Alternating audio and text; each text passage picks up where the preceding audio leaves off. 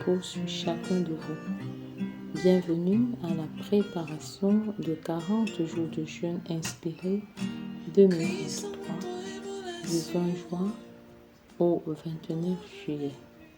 Sous le thème « Comment écouter la voix de Dieu ?» Comment écouter la voix de Dieu pour entrer dans ma destinée parfaite? Comment écouter la voix de Dieu pour réussir l'éducation de mes enfants? Comment écouter la voix de Dieu pour entreprendre des affaires selon le cœur de Dieu? Comment écouter la voix de Dieu pour bâtir un ministère sous la direction du Saint-Esprit? Comment écouter la voix de Dieu pour bâtir un foyer harmonieux selon le cœur de Dieu? Comment écouter la voix de Dieu pour bâtir ma famille? Comment écouter la voix de Dieu pour réussir? Comment écouter la voix de Dieu pour faire de mon travail, de mes études, un véritable champ de mission, d'évangélisation et de disciple? Bienvenue au jour 15. Prie avec moi, si possible à haute et intelligible voix, pour rester focalisé, connecté, concentré, dépendant de la direction du Saint-Esprit pour plus de sensibilité à la direction au Saint-Esprit. Prie à haute voix, car on ne combat pas le diable la bouche fermée. Déclare, proclame, confesse avec foi et assurance, car la foi vient de ce que l'on entend, et ce que l'on entend vient de la parole de Dieu. Quand vous proclamez, vous vous écoutez, en vous écoutant, vous suscitez la foi au travers de la parole de Dieu qui guérit, la parole de Dieu qui libère, la parole de Dieu qui vivifie, la parole de Dieu qui est Dieu lui-même. Pour 40 jours de jeûne, nous prions pendant 40 jours, soit un jour de préparation pour un jour de jeûne. Bienvenue au jour 15, où nous parlons de l'amour. À chaque jour correspond une bénédiction particulière, une grâce spécifique. Ne rate donc pas ta visitation. Ne rate pas tes grâces, ne rate pas tes grâces qui sont relâchées en cette saison. C'est par la grâce, c'est par la foi que le Seigneur vous visite en cette période. Avancez avec foi, avancez avec assurance. La puissance de la grâce de Dieu est disponible pour vous. La puissance de la grâce de Dieu est disponible pour votre foyer. La puissance de la grâce de Dieu est disponible pour chacun de vos enfants. La puissance de la grâce de Dieu est disponible pour la bénédiction de vos entrailles. La grâce de Dieu est disponible pour le renouvellement de l'intelligence de nos enfants. La grâce de Dieu est disponible pour que vous ayez du succès malgré l'adversité. La grâce de Dieu est disponible pour que vous bâtissiez sur le roc et non sur du sable mouvant. Vous bâtissez sur le roc, sur la parole de Dieu, sur Jésus lui-même comme fondement. Et ne permettez pas qu'un autre fondement soit posé en dehors de celui de Christ. Christ est le fondement. Il est la fondation même de nos maisons, de nos familles, de nos destinées. Et nous avançons avec foi et avec assurance qu'il est établi comme roi de gloire sur nos maisons, sur nos destinées, sur la vie de nos enfants. Nous avançons avec la ferme assurance que les anges et guerriers combattent en notre faveur. Nous donnons du travail aux anges.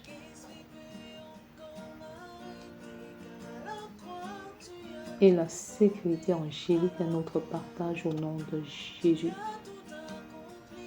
Pendant que tu sers l'Éternel, pendant que tu portes son fardeau, il porte le sien. Cherchez premièrement le royaume et la justice de Dieu et toutes ces choses vous seront données par-dessus.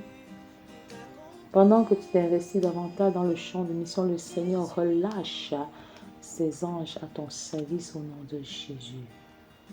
Que la sécurité de l'Éternel soit notre partage en cette saison. Que la protection divine soit notre partage au nom de Jésus. Je proclame que nos ennemis viendront par un chemin et ils retourneront par sept au nom de Jésus. Je proclame que nos ennemis sont en déroute. Ils s'égarent, ils sont dans la confusion complète au nom de Jésus. Je proclame que nous avons la clé de nos ennemis. Au nom puissant de Jésus, je proclame que toute âme forgée contre nous, nos familles, nos maisons, nos projets, nos destinées, est sans effet. Au nom de Jésus, et je condamne maintenant toute langue qui s'élève contre nous. Au nom de Jésus, aussi vrai que la mort et la vie sont au pouvoir de la langue, je déclare que je suis le premier prophète de ma maison et je proclame la conversion de chacun de mes enfants au nom de Jésus. Je confesse qu'ils se marieront à des personnes régénérées au nom de Jésus. Je proclame qu'ils sont la tête et non la queue. Je proclame qu'ils sont en haut et non en bas. Je proclame, Seigneur, que tout ce qu'ils touchent réussit au nom de Jésus. Je proclame qu'ils sont en bonne santé, qu'ils prospèrent à tous égards, qu'on prospère l'état de leur âme. Je prospère qu'ils aiment de l'amour divin, ils aiment les non aimables au nom de Jésus et ils sont aimés en retour au nom de Jésus.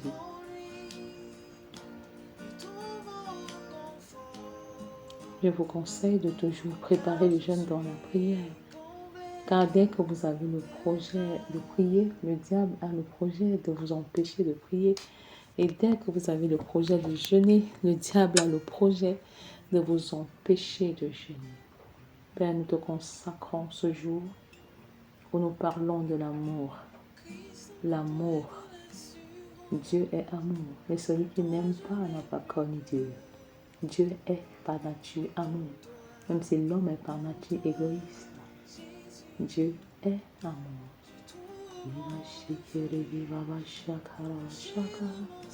Ibuyu kuri gaba bashekere geba baya karaba shakaya mashiki. Ibuyu kuru guba baya kashakara bashekere geba buyu kuri gaba baba. Dieu est amour. Et l'amour contient tout. L'amour contient tout. L'amour a la forme de la croix. L'amour en hauteur. L'amour en profondeur. Et l'amour en largeur. L'amour en hauteur, c'est l'amour avec Dieu, l'amour pour Dieu. L'amour pour Dieu. Et l'amour en largeur, c'est l'amour pour le prochain. Toute la Bible se résume en l'amour. Aimer Dieu et aimer son prochain. Tu aimeras le Seigneur ton Dieu de tout ton cœur, de toute ton âme, de toute ta pensée et de toute ta force. Et tu aimeras ton prochain comme toi-même. Tu ne peux pas prétendre être chrétien et ne pas aimer. Parce que Dieu est amour. Et Romains 5,5 nous dit que l'espérance ne trompe point et que l'amour est répandu dans notre cœur par le Saint-Esprit qui nous a été donné. Et l'une des graves erreurs que le corps de Christ commet, c'est de toujours demander l'amour.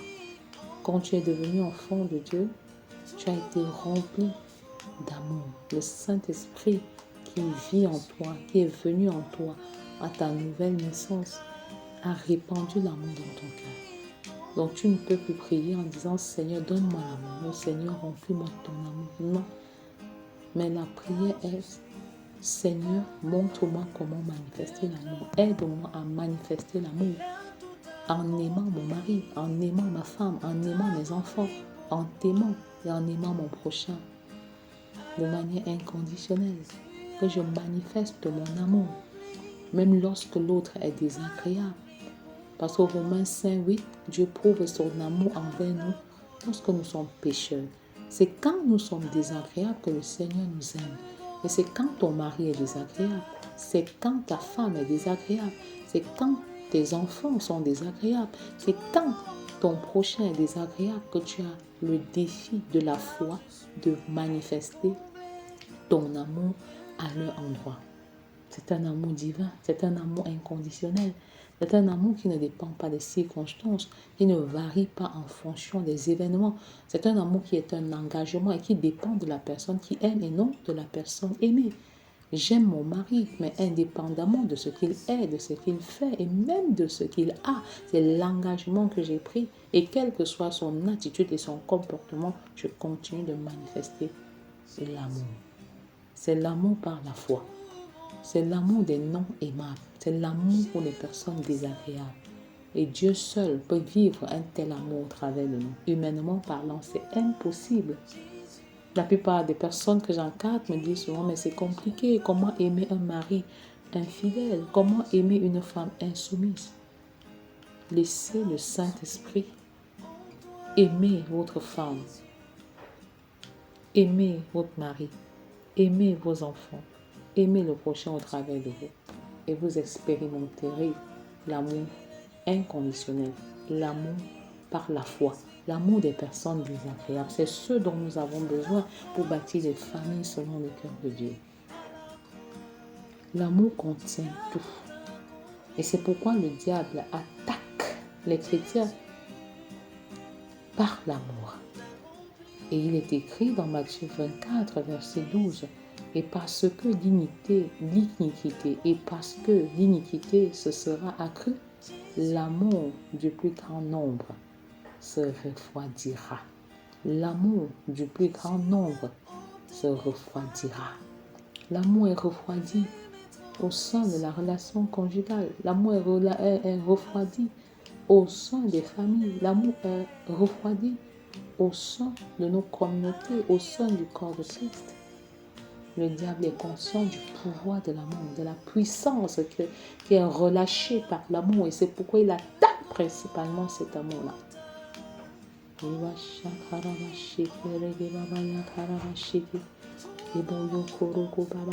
Seigneur, enseigne-nous à aimer par la foi. Enseigne-nous à aimer les personnes désagréables, les personnes non aimables. Commence à faire ce genre de prière régulièrement. Commence à faire des déclarations, des proclamations sur ta maison en déclarant que ma maison est fondée sur l'amour inconditionnel. J'aime mon mari de manière inconditionnelle. J'aime mon mari par la foi. J'aime ma femme de manière inconditionnelle. Et je l'aime, même quand elle est désagréable. Je l'aime par la foi. J'aime mes enfants par la foi. Je les aime même quand ils sont désagréables. Continue de déclarer de telles choses. Proclame de telles choses. Appelle-les à l'existence. Au nom puissant de Jésus.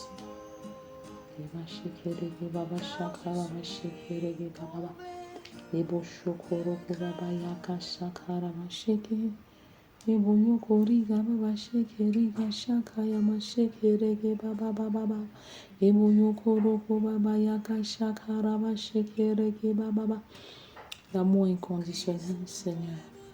Accorde-nous la grâce de manifester cet amour.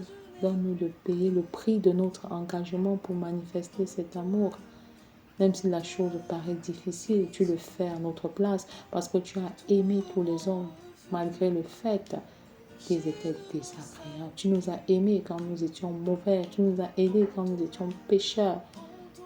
Et toi seul, Seigneur, tu as la qualification pour nous aider, pour nous équiper, pour que nous puissions réaliser un tel exploit. L'amour est disponible dans nos cœurs. Nous avons la lourde responsabilité de le manifester, de manifester cet amour. Au nom puissant de Jésus, l'amour qui brise le joug de la division, le joug de l'incompréhension,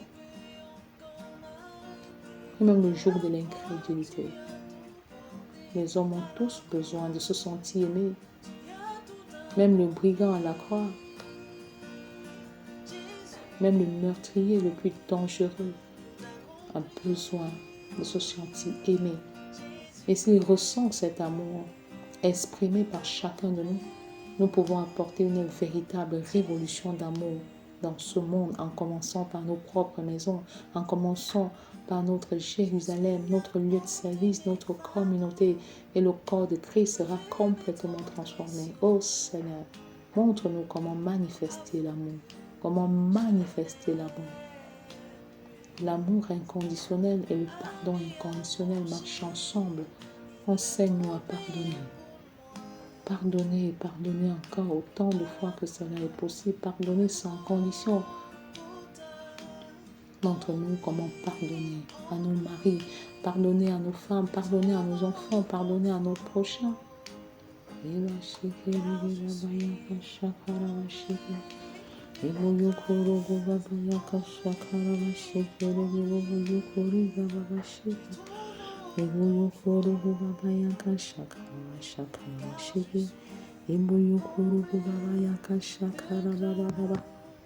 Pardonnez, Seigneur, pour nous libérer et pour libérer les autres. Pardonnez et nous réconcilier, pardonner et vivre en paix, Seigneur. Même si tu ressens de la douleur, même si tes larmes coulent en ce moment, même si tu as du mal à faire le premier pas, que tu aies tort ou raison, peu importe, l'essentiel c'est de pardonner, d'accorder le pardon. Et pardonner n'est pas un aveu de faiblesse. Demander pardon n'est pas non plus un aveu de faiblesse. Que tu sois homme ou femme, lève-toi, fais le premier pas, va demander pardon, va accorder le pardon, réconcilie-toi avec ta femme, avec ton mari, avec tes enfants, avec ton prochain, avec ton mentor, avec ton pasteur, avec tes leaders.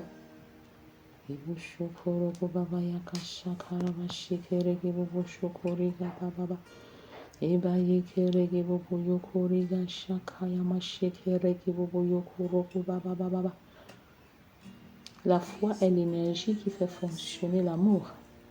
La foi est l'énergie qui fait fonctionner l'amour.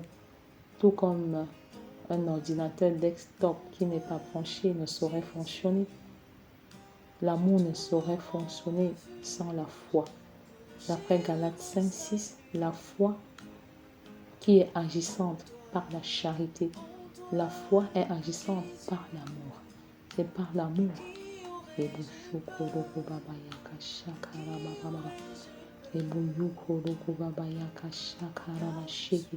Aimer par la foi, Seigneur, et non par la vue. Aimer son mari, sa femme, ses enfants, son prochain par la foi, et non par la vue. À la vue, vous allez voir les péchés, les limites, les manquements, mais à la foi, vous verrez qu'il est possible d'aimer. Aimer pour gagner une âme, aimer pour la paix, aimer pour la convivialité, aimer pour les transformations des cœurs et des familles. Faites tomber vos disputes, faites tomber vos querelles, faites tomber vos amertumes, vos colères, vos animosités. Et laissons la foi agir par l'amour. La foi agit par l'amour. Si nous n'avons pas la foi, oh Seigneur, comment vivrons-nous dans ce monde sans foi ni loi?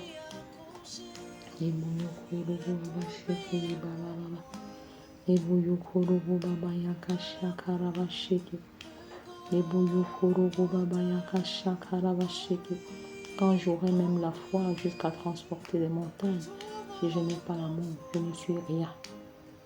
Je ne suis rien. 1 Corinthiens 13, verset 2, tout est amour. Tout est amour.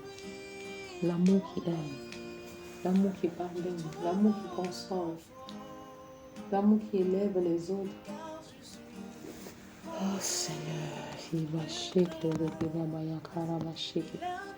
Ebu kori gashaka yamashakara baba baba. Ebu koro baya kashake le baba shakara bashake.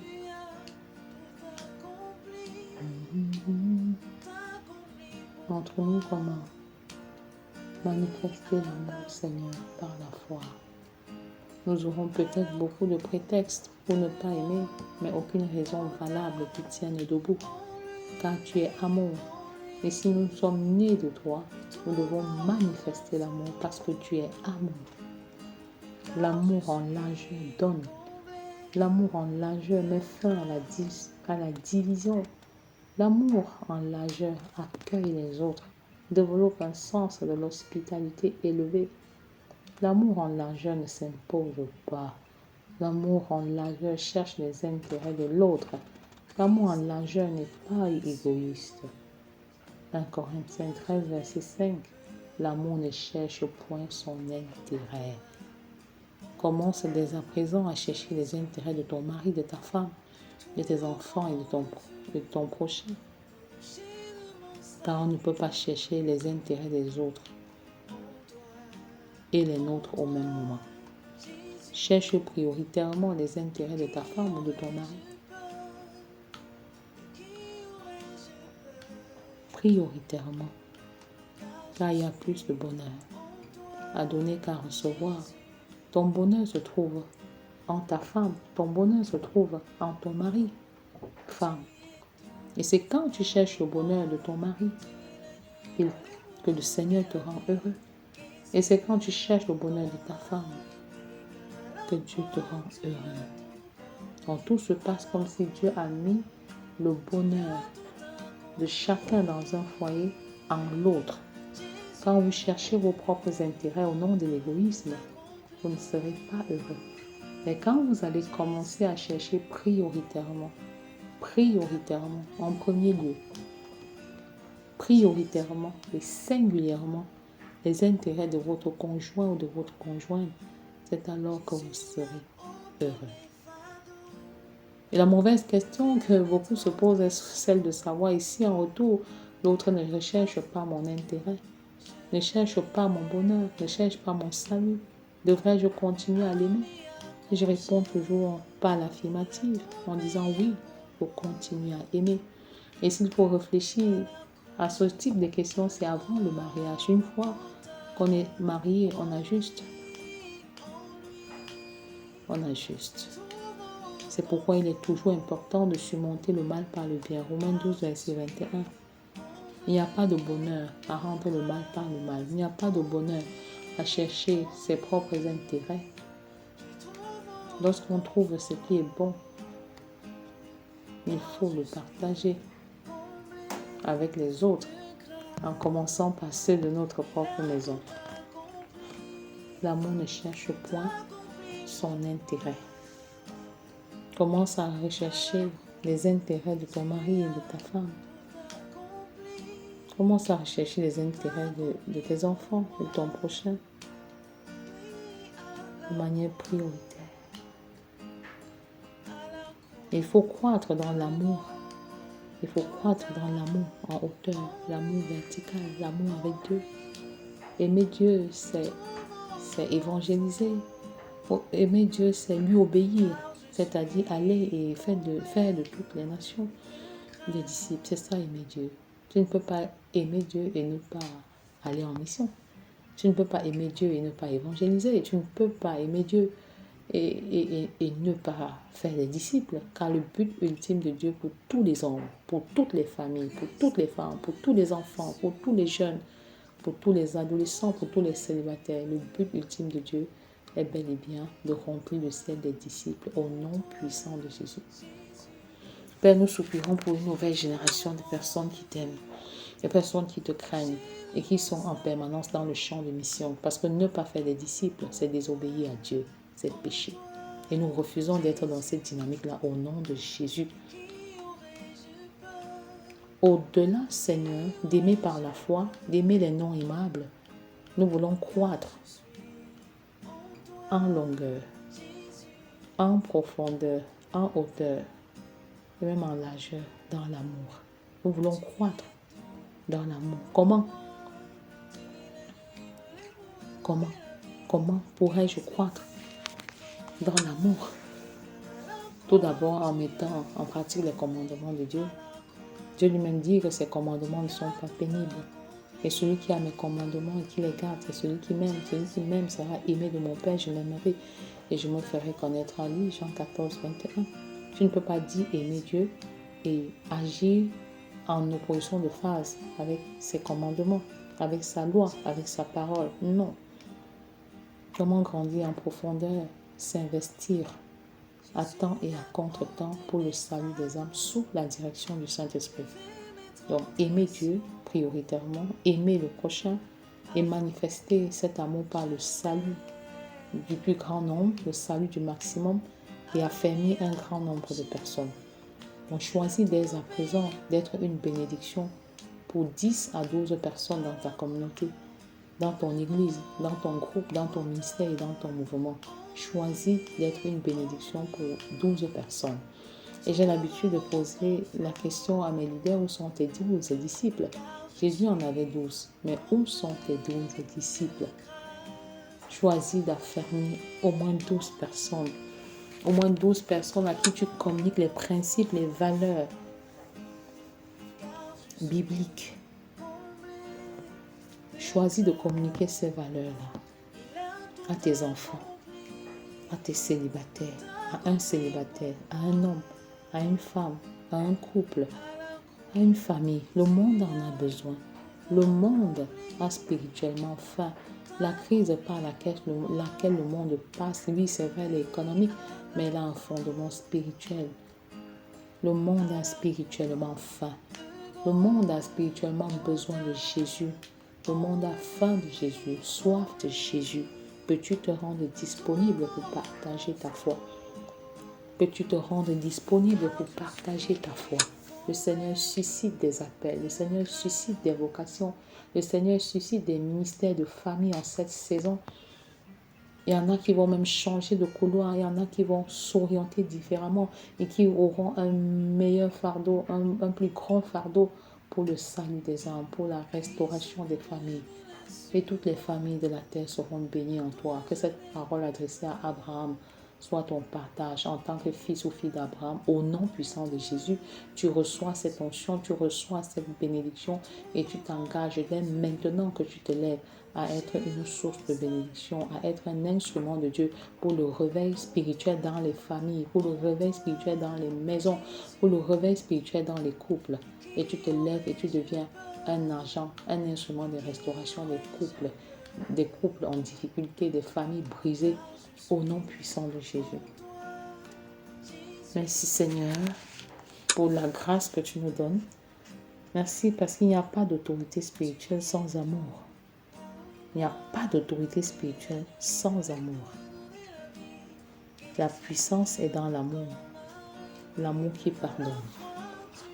L'amour qui ne soupçonne point le mal. L'amour qui élève les autres. L'amour qui nous pousse à mourir en nous-mêmes pour renaître dans le bonheur des autres. L'amour qui est de Dieu. L'amour qui est vécu par Dieu.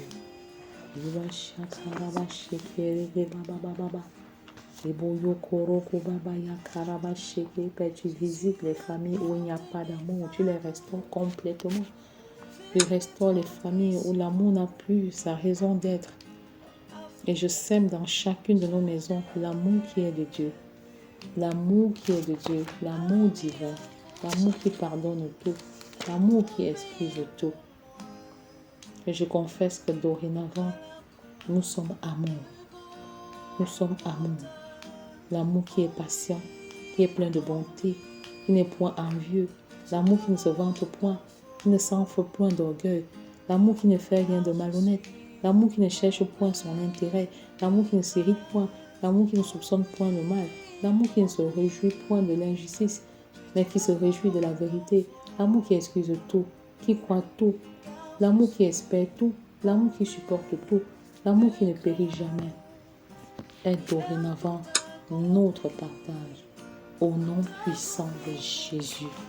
Au nom puissant de Jésus. Nous manifestons l'amour.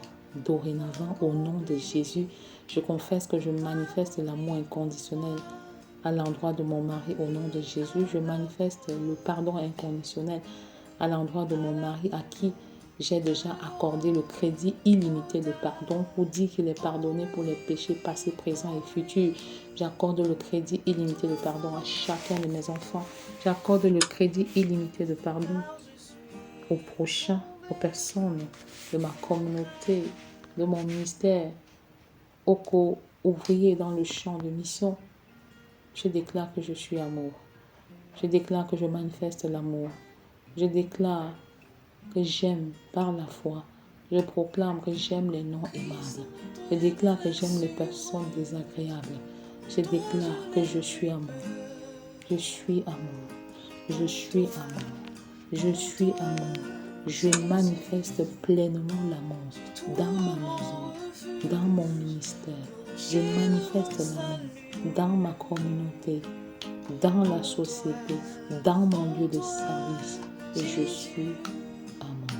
Quelle est ta déclaration? Quel est ton engagement? Quelle est ta profession de foi? J'aime mon mari, j'aime mes enfants, j'aime mes prochains, j'aime mes frères et sœurs biologiques, j'aime mes frères et sœurs en Christ par la foi.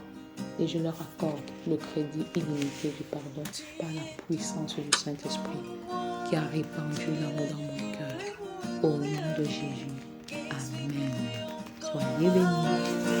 À la croix, tu as tout porté.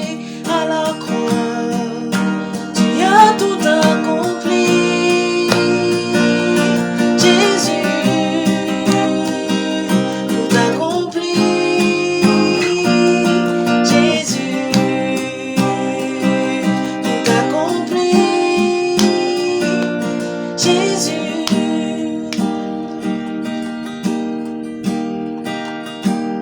Jésus a ôté mes fardeaux, enlevé mes transgressions, afin que je n'ai plus à m'y accrocher. Il a tout payé pour moi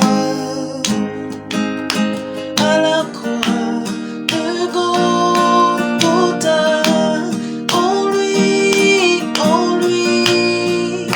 je trouve confort, car je suis comblé de grâce. En lui,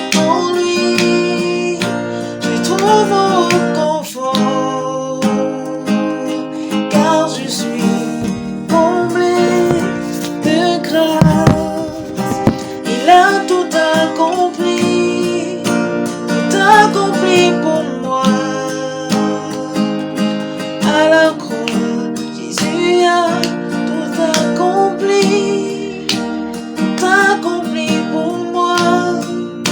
Oui, à la croix de Golgotha.